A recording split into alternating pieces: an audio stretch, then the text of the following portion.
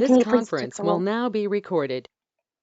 Okay, I'll call the meeting to order. Jolene, can you please take the roll? Yes, Gilbert, absent. Lee Reeder, Present. present. Abdus, absent. Baines, Here. present. Barandis, Brandis here. present. Burns, Here. Burns, present. Thank you. Okay, let's move to the approval of the agenda. Can I get a motion? So moved. Burns. Second. Jolene, please take the roll. Thank you. Gilbert, absent. Lee Reeder, Aye. Lee Reeder, aye. Abdus, absent. Baines. Nope, I'm here. Aye. I'm here. Oh, Abdus is Abdus joining just the snuck meeting. in. Okay. Was that an aye? Yes, and I. Thank you. Baines, Aye. Baines, aye. Barandis, Aye. Barandis, aye. Burns, Aye. Burns, aye. Thank you. Approved. Trustee Burns, will you lead us in the Pledge of Allegiance? Thank you. Ready? Begin. I pledge allegiance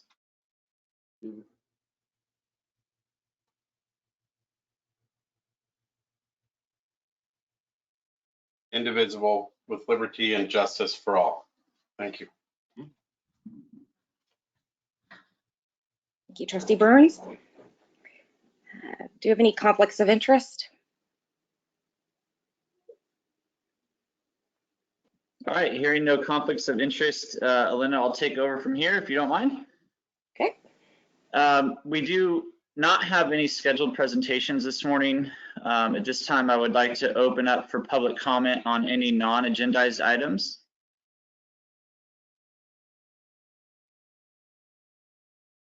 Hearing none and having received none ahead of the meeting, we'll move on to informational items, General Manager's report. So oral report this month, just getting everything together for the board packet and all the documents and stuff. I didn't take the time to produce the General Manager's report, but I will have an update in the September packet, written documentation. There is a good update in the Operations Manager's report on the Natomas Levee Improvement Project, so there's a reference there. And if you'd like a more detailed update on that, I'd be happy to send one out after the meeting. Over the last month, I've spent the majority of my time doing outreach functions for the property-related fee or the For Natomas program, numerous community meetings, putting together our advertising plans and reviewing drafts and working on articles and coordinating with our outreach consultant. Things are moving along really well. If you subscribe to iHeartMedia, we did start a general district outreach on that streaming service that hits the 3 area codes for Natomas. And so if you're streaming any iHeartMedia application or radio station, you'll hear we have about 15% ad space. In the first 4 days of that of August, so we started at August 1st. In the first 4 days, we had over 3,000 impressions of that ad run.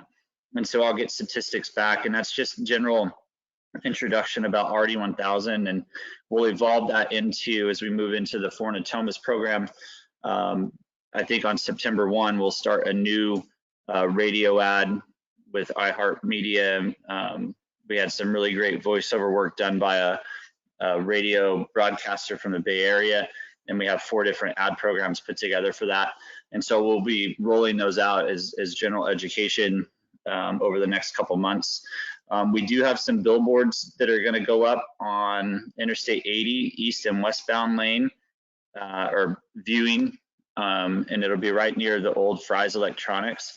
The first ad will go up on August 15th, and that'll be general RD1000 outreach, and it'll look very similar to what you see at the header here. This is actually what will be displayed on that electronic billboard.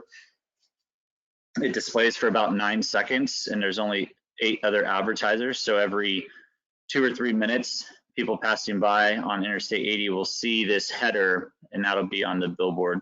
And there's some really significant traffic patterns there and impressions that are made just for general district outreach and to learn more.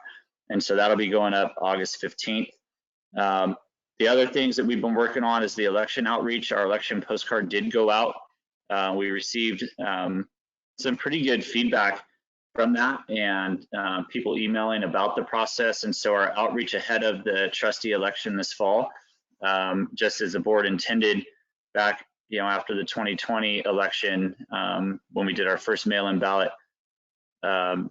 we sent out that postcard and it's been really well received. In fact, I met with a community group last night to talk about the district and the Four Natomas program, and they all asked about the trustee election, and it was good to clarify with them our intent and who we are. And that was very evident after the 2020 election, is that we didn't have a lot of community awareness, and that still kind of lingers a little bit, and that's why we're doing the general district outreach and the billboards now, to get familiar with who we are and the services that we provide. Particularly important for the new communities that, new development communities where people are just moving into the basin that are relocating from somewhere else. Oftentimes they don't realize they live in a floodplain, even though it's in their disclosure on title report, and they go through those signatures. Oftentimes they just sign through them and are excited to buy a house and don't realize that RD 1000 is the reason that the house is even able to be there, right, from our exterior levee protection and internal pumping. So it's been good. Like I said, I've been doing a lot of community meetings and reaching out to the public and increasing that awareness. As far as the trustee appointment goes, the County Board of Supervisors has agendized, well, at least from county staff, it's on their agenda for August 23rd. Rebecca and I will be in attendance. I haven't seen an official agenda posted yet. As soon as that's posted, we can send that out to the trustees to make you all aware of where it's going to be on the agenda and that it's actually official. So I subscribe to the county clerk's email listserv, and so I get updates from the supervisors and from the clerk when agendas are posted now. So as soon as I get that, I'll forward that on so you guys can all have that received. But I have been told by county staff that we are scheduled for August 23rd. The county also on, was it Wednesday night? Yeah, Wednesday night, approved a county ordinance similar to the city's ordinance to limit camping on critical infrastructure. I know that we had reached out to a couple supervisors in the months preceding this to encourage them to adopt an ordinance similar to what the city had, and they actually did take that step. There was a lot of testimony, despite what you read maybe in the Sacramento Bee. I did attend the meeting virtually from about 2 o'clock till 6:30 when I had a community meeting, and I got back on at 8 o'clock, and they didn't wrap up till 9:30. But despite what the SAC B may have reported, the overwhelming support in the room and from the phone calls, I'd say over, just in my general guess, about 80% supported the county in doing this, with the remainder looking for other alternatives to removing encampments from the critical infrastructure. Even though the article that came out may have been more slanted towards, outrage about the homeless encampments being moved, I can tell you the people in the room strongly supported what the supervisors were doing. So we owe a big thanks to the leadership of the County Board of Supervisors that unanimously approved that ordinance. It will return to them in August at the 23rd meeting for a resolution, and this will identify all of the critical infrastructure areas. And from our understanding of the ordinance that they did approve is that all of the levee system and floodways are included in that ordinance as critical infrastructure. So I would say it's a huge win, but it's kind of an incremental step, but it's a huge first start. Now we have the city and the county both with ordinance in place. I know there's been a federal ruling over the last week and a half about the city's ordinance during the last heat wave that we had that kind of put a stay on them enacting that, I believe, on Morrison Creek until August 25th. And so they're working through that process, but at least we have two tools now that are in our toolbox to kind of leverage and partner with both of those agencies to make some change on our levy system. So good win there, overwhelming support during that meeting, in my opinion. And then, lastly, that's it. Any inlet questions, we'd be happy to answer as well. Go ahead, Scott. Yeah, sorry, just to clarify one thing. So because of it's an ordinance, for the county to approve it actually requires 2 readings. So the first approval is to send it back for the second approval, which will occur on the 23rd, like you said. Rebecca and I did work with county council on drafting the ordinance, and we broadened the definition of what was protected from just levees to flood protection facilities. And that's covered in the ordinance. So there is no resolution required for us, as Kevin was indicating. They'll have to bring a resolution back for other critical infrastructure, but flood protection and facilities are included. And so assuming it passes on the 23rd at the same 7-1 that it, 7-0 that it did the other day, it'll go into effect 30 days later. And then RD 1000 will have that tool as exactly as Kevin was saying, of being able to call the sheriff and asking for enforcement. One thing Rebecca and I talked about yesterday when we checked in with each other on what's going on for the district, and Kevin, we haven't had a chance to share this with you yet, is the recommendation that we post the provisions of the ordinance and what it applies to once the ordinance passes. So during the 30 days to put up signs that talk about the fact that this is critical infrastructure under the ordinance, and that provides even further protection for the district, that it was clear and noticed to the public as to exactly what is critical infrastructure. And so we'll work with Kevin and Gabe on the exact right language, and assuming that the maintenance staff can get those signs up, then we really will have that tool in the arsenal for being able to call when there's something of significant risk. I really like the headline in I think it was the Sacramento Bee, or maybe it was the Business Journal, about surgical use of the ordinance. And I know that's been Kevin's thought as well, that our goal isn't to displace homeless. Our goal is to make sure that our critical infrastructure isn't being negatively impacted. Yeah, and that's a great point, Scott. And just like the city ordinance, when they went through the properties that were protected as critical infrastructure, I believe the statistic was less than 1% of all the city-owned property or publicly available property at the time. So it is very surgical. It's very intent-driven. We not only provide flood protection, but by way of our maintenance activities, we provide fire protection as well, by keeping the vegetation mowed down and have those fire breaks in the exterior of our district. So with that, I'll take any questions on the information provided. And if there are no questions, we'll move on to operations manager's report. Hey, I just Kevin. had a comment, Kevin. Go ahead, Nick, first. Yeah. Okay. I just wanted to say, acknowledge the Board of Supervisors and the leadership it took to pass a measure like this. It is surgical. Our paramount duty here, or mission, is to provide flood protection, but there are also indirect effects of doing so that benefit the public at large, including benefits to water quality. Encampments in our floodways are a significant source of trash that really ends up in our streams, waterways, and ultimately river and the delta and beyond.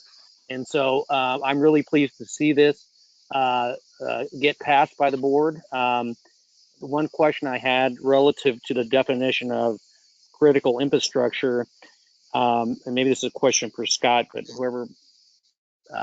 I think on the water side, as it relates to, say, for example, the NEM deck, I mean, clearly the levee prism itself is a critical infrastructure, but the toe of the slope of the levee, to the edge of the bank or even the center of the bank, does that fall within the definition of critical infrastructure? Yeah, in the NEM deck example? So the critical infrastructure would be the levee, would be the patrol road on the top. It would be any adjacent patrol road, pumping stations, any drainage canals are explicitly included. So that would be the channel of the NIM deck. In addition, the ordinance applies to within, I think it's 30 feet of any of those facilities. 25. And so then that picks up a lot more. If you think about any super wide facilities, so let's talk about the Sacramento River, for example. Any part of the river itself is covered under flood prone areas. And the restrictions in the flood prone areas are more tied to weather conditions. But anything that is a facility or within 30 feet is covered under critical, and there's no time restrictions or weather restrictions on that. Is that helpful, Nick? So I think, you know, in the example of the NEM deck, if I'm picturing the profile that's between the creek and the levee prism, you have the toe of the slope, and then there's, I don't know, 100 feet or more between the toe of the slope and the edge of the bank. You're telling me that right now it's 30 feet from the edge of the bank and then 30 feet from the toe of the slope. So potentially there is a strip of land along the NEM deck that would not be captured within this definition. Yeah, We don't believe so. Go ahead, Kevin. What was that? Yeah, we don't believe so because that is the flood channel, the Natomas East Main drain from top of Patrol Road on the east side to top of Patrol Road on the west side. Okay. You know, from American River over, and then that Patrol Road down on either side of the extents of that entire flood channel is 25 feet in the ordinance that extends beyond that. So it goes into the land side portions on both sides. That's our understanding. Okay. All right. Thank you, Kevin. And I appreciate the leadership you've took in, you know, reaching out to the Board of Supervisors and seeing this through with them. It's going to be, like you said, a very important tool for us to be able to maintain our primary mission here. So thanks for the good work. Yeah, no problem. It's like my dad for Christmas every year. He'd get me a set of screwdrivers or a wrench or something, and he wanted me to be a mechanic, which I didn't have that capability. But he would always buy me new tools, and I accumulated tools over time, and now I feel like I'm set. But that's the same thing we're trying to do here: is just get tools in our toolbox. We'll still continue to push for other tools to use and provide as much resource that we have. We'll combine this with the increased security patrol that the board approved this year in our budget to really try to address this prior to the flood season this year. Hopefully the second reading and then enactment will give us some time to go through and actually do an inspection on NIMDEC in particular, all the way down to I-5 at Garden Highway prior to the flood season to make sure that we have time to fix anything that's been damaged. Fortunately, most of the encampments are off the levee prism right now and remaining in the actual flood channel themselves. Beneficial because they're not damaging the levee system at this point. Obviously, there's other impacts that they have being down in the flood channels, water quality issues, trash, debris, cleanups. But for our purpose, in protecting the levee, there's not a lot of concealment like we saw in 2019 when the river elevations were high and they moved up to higher ground and started digging into the levee.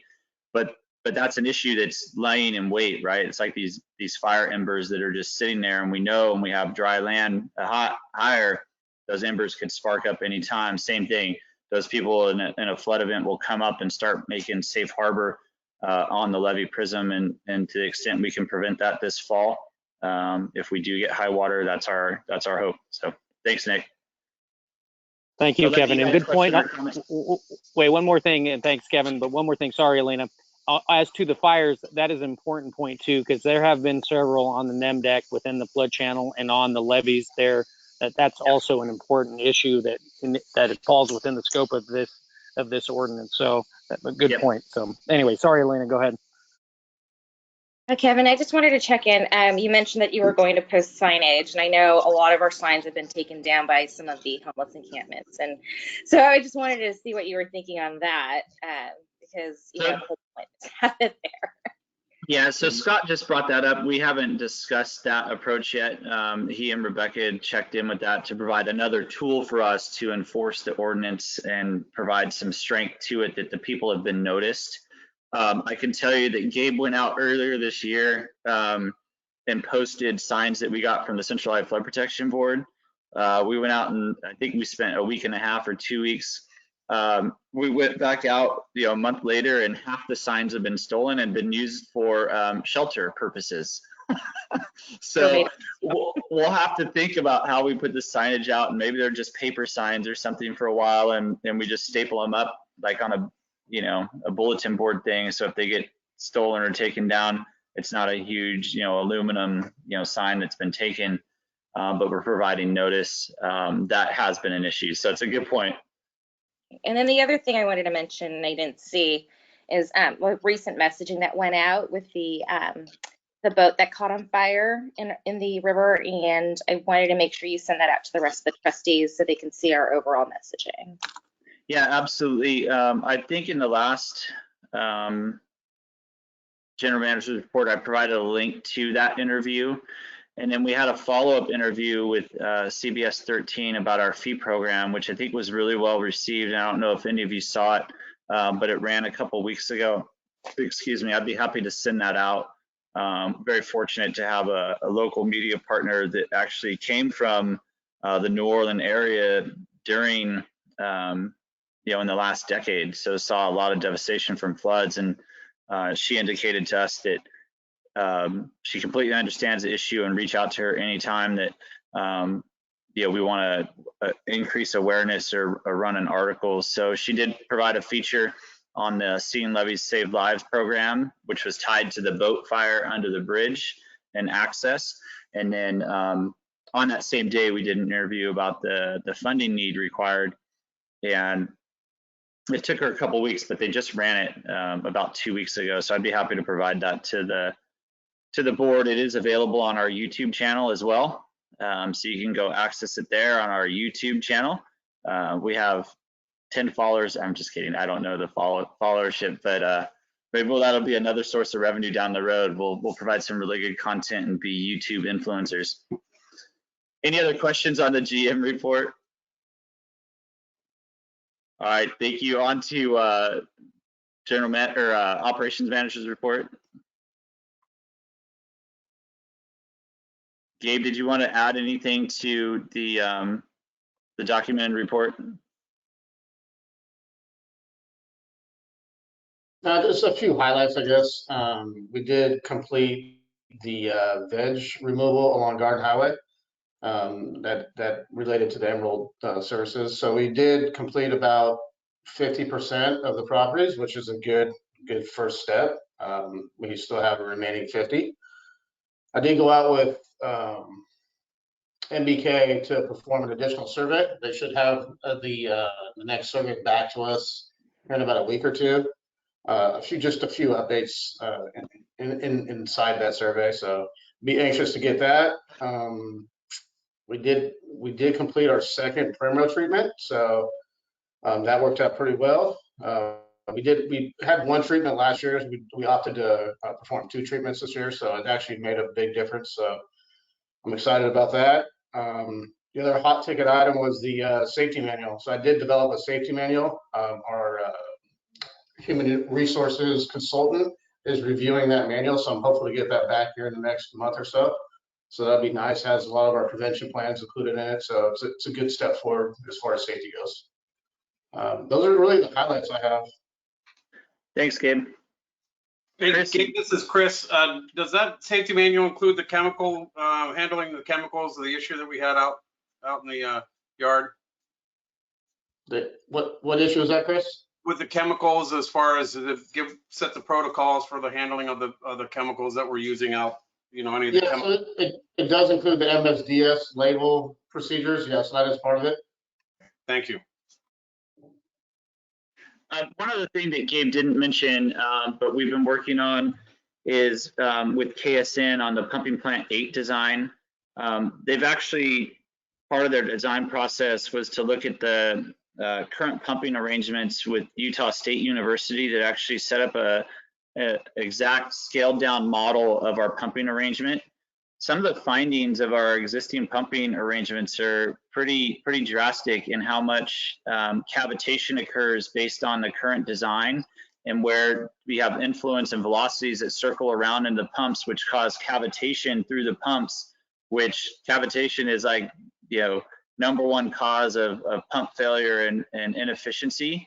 It's really interesting, the studies. And so when they're producing these videos, but part of that plant 8 design is to optimize that plant and kind of design or put divider walls in, or these floor conditions, so we get rid of surface velocities and wall velocities and stuff like that. Jag, you may be really interested in watching some of those videos because it's actually really cool. When we get those finalized from KSN, and we've narrowed in, we're narrowing in on all of the pumps to arrange them properly so that we operate more efficiently when we go to replace those. It'll reduce our electrical costs and increase our pumping overall pumping plant efficiency, and actually extend the useful life of those pumps so we're not replacing bowls and impellers. So money very well spent to do this modeling work, and hopefully next month I'll have some of those videos to be able to share with all of you. We just got off a call yesterday morning. They're finalizing the last pump 9. Fascinating stuff, but this is all the stuff that Gabe and I do in the background in the prep work to make sure we're moving forward. So any questions further for Gabe or myself on the ops report? Hearing none, moving on to the general counsel's report. Scott, Rebecca. Good morning. So as Scott mentioned, we've been engaging with County Council in preparation for considering this critical infrastructure ordinance. Separately, I think as you see in your consent agenda, the city had previously adopted a critical infrastructure ordinance as well, and had asked us to adopt a resolution confirming its application to your properties. We have no concerns about that. Don't think it's legally necessary, but also we're happy to do it if it helps the city. We've also been assisting on prep for your fee study and consideration of that fee schedule, and a couple of other odds and ends, but those are the big action items, Kevin. So. Yeah, one of the other odds and ends is getting ready for the trustee election, making sure we have all of that together, and we've been working a lot on that. The postcard went out, as well as we've already published the notice of nominating petitions, and we'll have those available for the website for people to download. So Rebecca's been reviewing that. We're working on currently establishing our election board. If we do end up having an election based on the nominating petitions received, if we receive more than 3, we will continue with the election process, and then we'll petition the County Board of Supervisors to appoint that election board around the 20th or so of September. And then we're really working towards, we just got the new assessment roll to get it out, to get our mailings done and get the official ballots printed and all that stuff. So there's a lot of work going on in the background to prep for that. So Rebecca says odds and ends, but it's a lot more than that. So thank you all. Any questions? Large odds and large ends, yes. But making good progress. So Kevin's keeping us busy. Well, we got a lot going on. So any questions for Scott or Rebecca? Hearing none, I'll move on to consent calendar. I'd entertain a motion to approve consent calendar items 5.1 through 5.9. I'd like to remove item 5.7, Burns.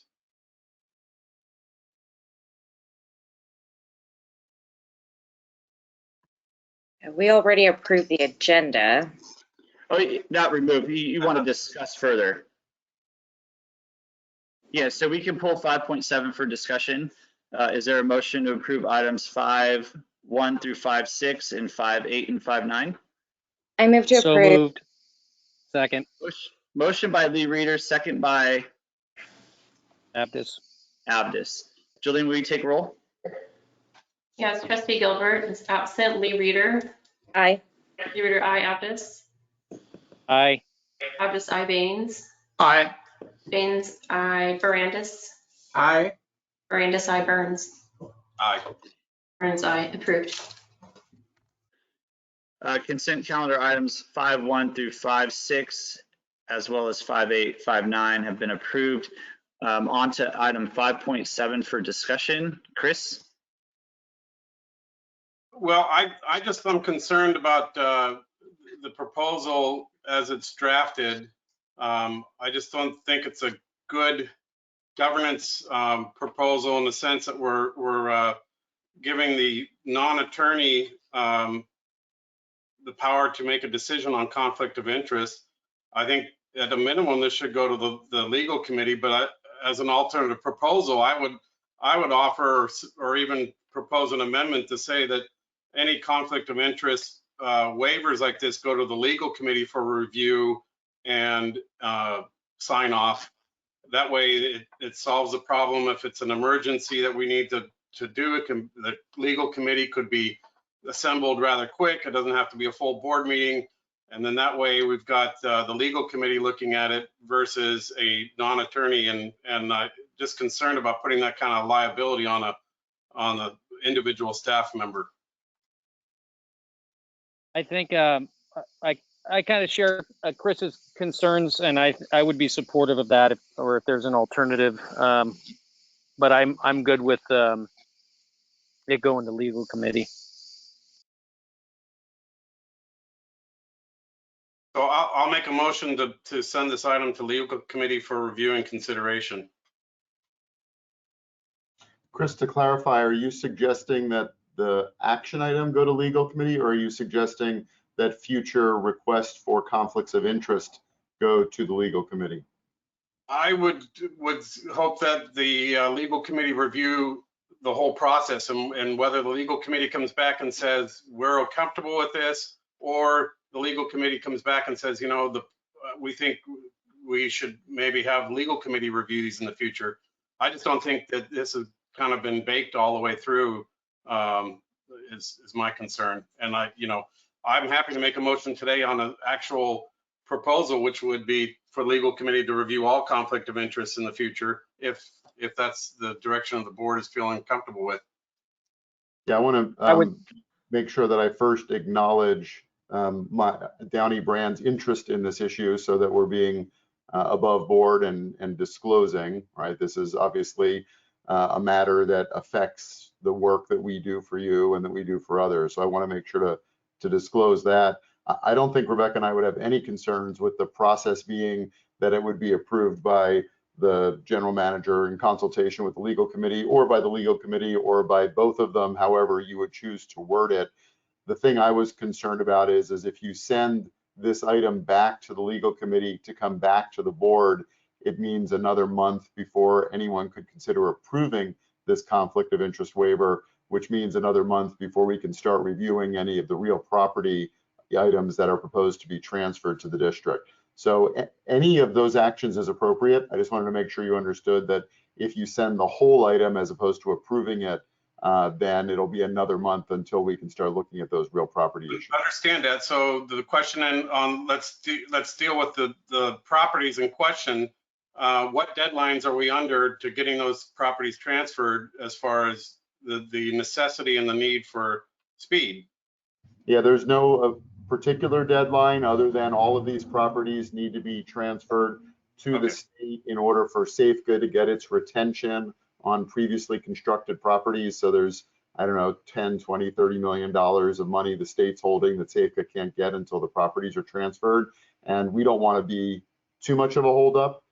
If the board felt that the whole process needed to go to legal committee before coming back, I'm sure that Safeco would accept that. I just want to get clarity on exactly what's being referred, so that we could report back to whoever exactly what's going on. Well, Nick, I'll leave to Nick. I'm happy to rescind my motion and just make the policy decision that legal committee review these and propose to the board, or that they have the authority to issue these waivers. Nick, that's why I wanted to defer to you. And Chris, at the risk of jumping in when you ask Nick a question, I'll just also note the board can also approve this one, and then could refer the entire process to legal committee for a more thorough process. No, that's not my intention. I think the legal committee a policy decision like this should be made by the board and reviewed by the committee at a minimum. What I think Scott's suggesting is that the conflict of interest waiver for the Natomas Mutual Water Company get approved today to move forward with the property acquisition and transfer with Safeco, and then at a future legal committee meeting, we would discuss the process of conflict of interest waivers, come back to the board. We don't get these that often. Come back to the board and develop the policy approved by the board that either refers it to legal committee and gives them authority to sign off, or requires full board approval every time you get a conflict of interest waiver. There is a little bit of a pressing issue, at least from staff. We're sensing from Safeco that they're pressing on us to get this done. And this is why we brought it forward today, and to provide some expedience to review those conflict of interest waivers. This one in particular with Natomas Mutual, in Scott and Rebecca's opinion, doesn't present that much of a risk. And it literally is for the sole benefit. And I don't believe Scott and Rebecca, if there's any ongoing work with Natomas Mutual that would present a problem for the district. But to move this forward for Safeco, as Scott mentioned, we don't want to be the impediment for these transfers. So the request would be, approve this one, have me sign off on that. And then any future ones that come up, we would take to legal committee first to review the entire process, and then develop policy for the board to do that. Well, can we do that, Scott? I don't think that item or that action item was actually agendized. It's a different action item than what is being proposed here. Well, because what you would be doing on this action item is delegating authority to Kevin, the public is aware that the board was considering allowing this particular conflict of interest waiver to be approved. So I'm not concerned about it from a noticing perspective.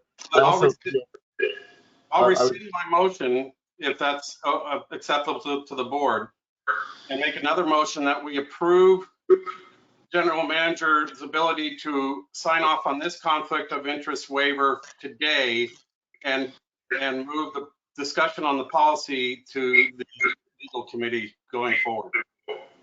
Yes, so Nick just put in the chat that he has a bad connection, but he supports approving waiver for Natomas Mutual Water Company, and all future waivers be approved by legal committee. That he approves and supports that waiver. Then that's I'll make that motion then, that we approve this one today, and the legal committee approve future conflict of interest. Thank you, and I believe that you have a second from Nick, but if there's another trustee that wants to make it, because I think that's exactly what he wrote in the chat, but if another trustee wants to second Chris's motion. Brandis, second. I have a quick question for Scott. Scott, how does that work? If we go that legal committee approves it, does legal committee has authority, or if board delegates it, they do have authority to approve it? Or it's still we are granting authority to GM with the requirement of consultation with the legal committee? Okay, so the motion, as I understand it, is to refer reviewing the process to legal committee, which means it would still come back to the board to approve whatever the master process is going to be. But in response to your specific question, if the legal committee said, we're comfortable with legal committee being the approver of future ones, and the board ultimately agreed, then yes, the board would be delegating to the legal committee, just as the board could delegate to the general manager. So, and I believe that was actually Chris's motion, and supported by Nick, was to authorize this one for the Natomas Mutual Water Company, and any future conflict waivers would be reviewed by a legal committee and given them the authority to approve. Is that correct? I misunderstood that. So thank you for that clarification. Then Jag, for your question, yes, just as the board could delegate it to the general manager, the board could delegate it to the legal committee. That's the motion. I'll review the motion by Trustee Burns, is to approve the Natomas Mutual Water Company's conflict waiver today, and refer all future conflict waivers to the legal committee for approval or denial of those conflict waivers, and that will be our process moving forward. Correct, Chris? Correct, that's correct. And then we have a second by Baines, correct? Yeah, I'll second that. Perfect. Jolene, any further discussion or public comment on the item? Okay, hearing none. Jolene, will you take roll? Yes, Trustee Gilbert is absent. Lee Reader. Aye. Lee Reader, aye. Aptis. Aye. Aptis, aye. Baines. Aye. Baines, aye. Barandis. Aye. Barandis, aye. Burns. Aye. Burns, aye. Motion is approved. All right, thank you, everyone. So Scott, Rebecca, that's approved. Let's work with Natomas Mutual and Safeco to get those properties transferred. Other than that, there are no scheduled items for today. On to trustees' comments. Committee meeting minutes are here provided, or if there's any further comments from trustees, we can receive those now. Move to adjourn. Burns. Second. Second, Abdus. So we have a motion by trustee Burns, second by Lee Reader. Jolene, will you take roll to adjourn? Yes, M. Gilbert is absent. Lee Reader. Aye. Lee Reader, aye. Abdus. Aye. Abdus, aye. Baines. Aye. Baines, aye. Barandis. Aye. Barandis, aye. Burns. Aye. Motion is approved. All right, the meeting is adjourned. Thank you, everyone, for your time, and hope you all have a great weekend. Okay, thank you. Bye-bye, everyone. Thank you.